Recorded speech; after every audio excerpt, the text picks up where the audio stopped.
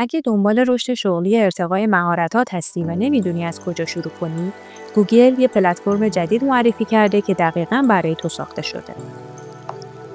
در ادامه با هم وارد پلتفرم میشیم تا ببینیم چطور میشه ثبت نام و دوره‌ها رو شروع کرد. گوگل اسکیلز رو سرچش بکنید، روی تب اول کلیک بکنید، وارد سایت که شدید روی جوین کلیک بکنید.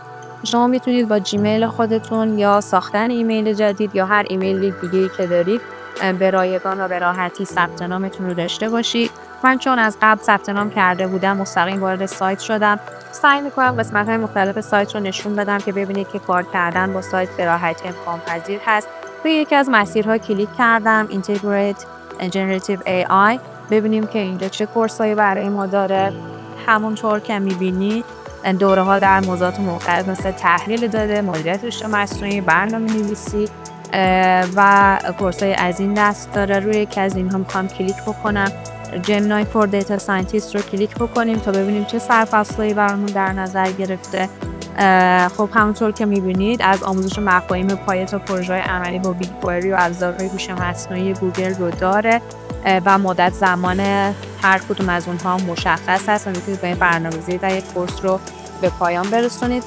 فقط توجه داشته باشید که این آموزش‌ها رایگان هستن، ولی به احتمال زیاد اگر بخواید مدرکی رو بگیرید باید حتما مبلغی رو به عنوان اشتراک حالا ماهیانه یا سالیانه پرداختی داشته باشید.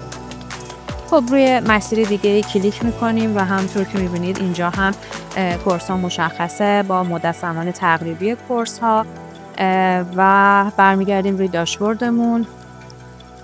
خب از اونجا روی قسمت کالکشن کلیک بکنیم و کریر سرتیفیکیتس رو ببینیم که اونجا چه کورسایی داره که میتونید برای ارتقای شغلیتون از اونها استفاده بکنید. خب همونطور که میبینید اینجا هم کورسای مختلفی داره از جمله سایبر سکیوریتی و آنالیز داده و مدیریت پروژه و کورسای از این دست که به عنوان مثال من توی همون بخش جمینای فور دیتا ساینتیست روی یکی از سرفصل‌ها کلیک کردم تا ببینید که تو هر دوره ترکیب از ویدیو و تمرین و لب‌های تعاملی وجود داره تا به صورت واقعی با ابزارها کار بکنید. اینجا مثلا ویدیو معرفی جمینای برای متخصصان داده است که با مثال‌های واقعی آموزش داده میشه. هر بخش رو که تمرین می‌کنید بخش بعدی براتون باز میشه تا اینکه همه بخش‌ها به پایان میرسه و روی مارک از کامپلیتد کلیک می‌کنید و بعد از تکمیل دوره گواهی رسمی گوگل صادر میشه. این گواهی رو میتونید در لینکدینتون بارگذاری بکنید یا در رزومتون استفاده بکنید و در استخدام‌های بین‌المللی قطعاً موثر خواهد بود. گوگل با گوگل اسکیلز داره مسیر آینده آموزش رو میسازه. شاید وقتشه تو هم قدم اولت رو برداری. اگه به این دست از مطالب علاقه‌مندی، پست رو ذخیره و صفحه رو فالو کن.